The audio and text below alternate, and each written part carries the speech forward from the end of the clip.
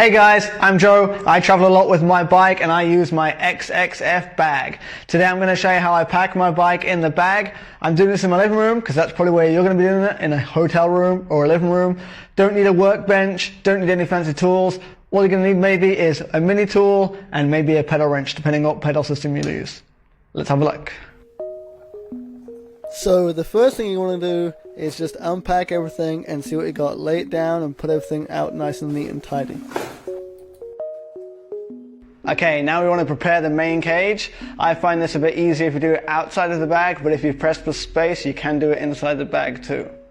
Preparing the cage is super easy. All of the parts are numbered. You just do the red number to the green number. So the red 1 goes to the green 1, the red 2 goes to the green 2, etc.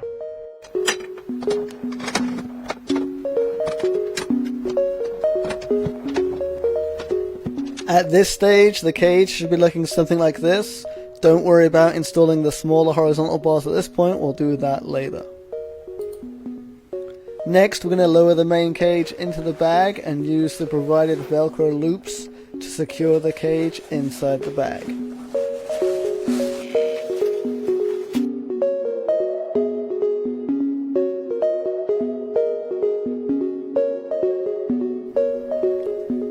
Next, we're going to start preparing the bike. The main thing we're going to want to do is take off the pedals.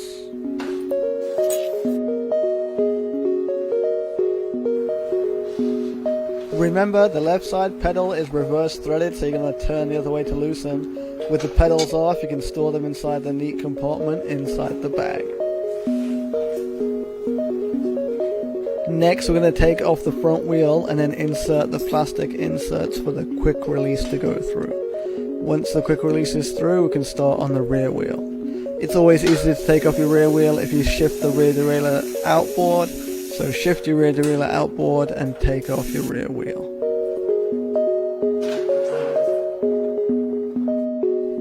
With the wheels off the bike, it's time to install the bike onto the frame. Gently lower the dropouts onto the quick release and secure it in place. Keep the front mount loose so you can shift the bike forwards and backwards to line up the rear dropouts perfectly.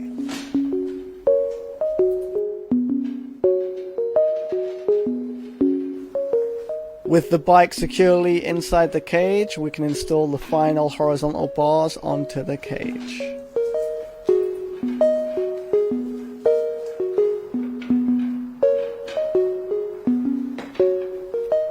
If you're going to be flying with your bike, it's a good idea to remove any electronics or batteries. Again, check with your airline on their regulations before you fly.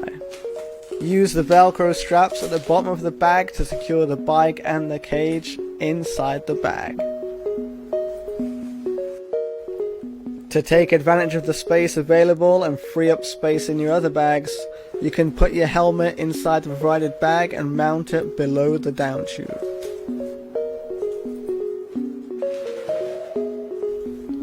For extra protection and peace of mind, you can use the rear derailleur guard to protect your rear derailleur. The provided foam can protect your chainstay from being struck by the chain during transport. Any areas where the bike is near to the outside of the bag, you can install extra padding to protect your bike.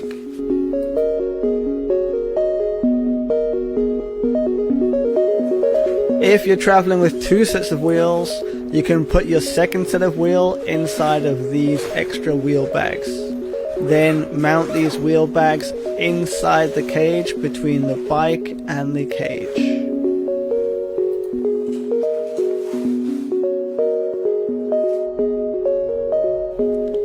At this point, we just want to check that everything is locked and secure. Make sure nothing's going to rub against anything and nothing's going to move out of place during transport.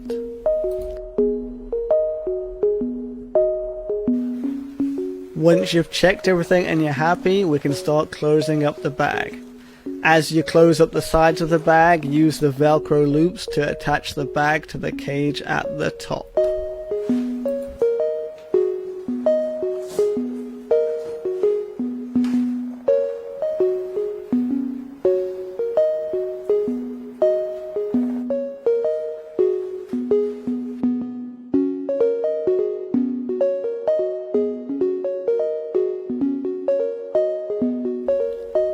As you're zipping up the bag, just check none of the padding has moved around and everything's protected as it should be.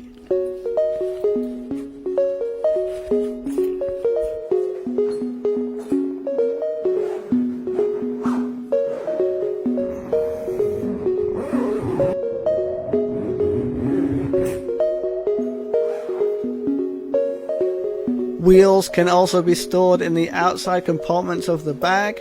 Put the wheels inside and then use the self-inflating airbags to protect them. Open the lid and wait 1 to 2 minutes for the bag to fully inflate.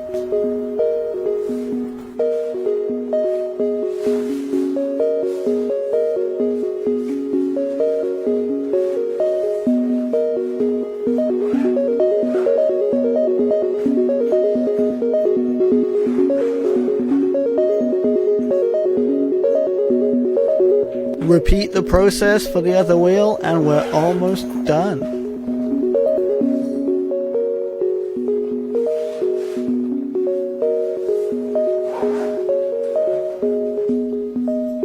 Attach the final pull handle on the front of the bag to make it easier to pull around in transport. And we're done. Easy. Enjoy your traveling, enjoy your racing.